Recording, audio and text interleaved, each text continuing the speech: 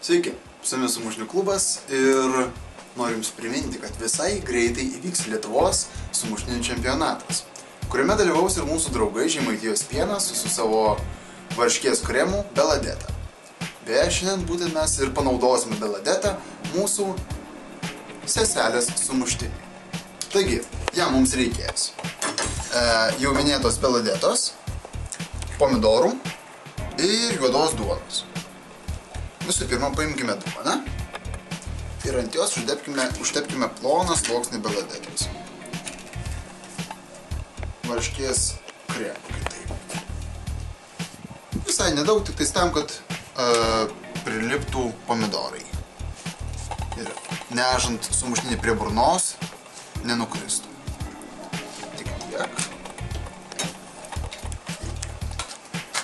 Įmame pomidorus, nesvarbu, mes šiandien pasiėmėme šiuos vyšninius, kekinius, mažiukus, bet kuo puikiausiai tinka ir didesni, ir dar mažesnis pomidoriukai. Elementarios skiltelės, kurias supjausit moka kiekvienas, net ir mažiausias sumuštinių gamintojas. Ir dedame ant sumuštinių. Na, čia pas mus šiek tiek iširęs vienas pomidoras, bet nieko tokio. Jį galima panaudoti. Visa esmė, kodėl tai seselės sumuštinis, tai kad yra visi pagrindiniai seselės ingredientai. Medicinos seselės ingredientai.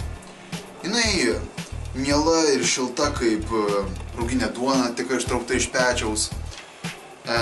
Aišku, tai vyksta iki tol, kol neprasideda kraujas, raudonas kaip pomidorai.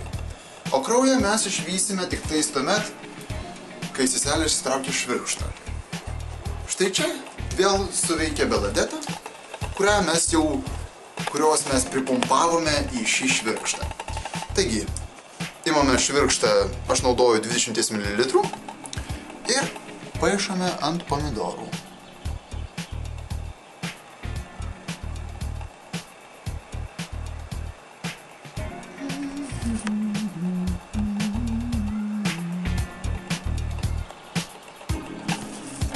Galima nupiešti, ką tik tais nori.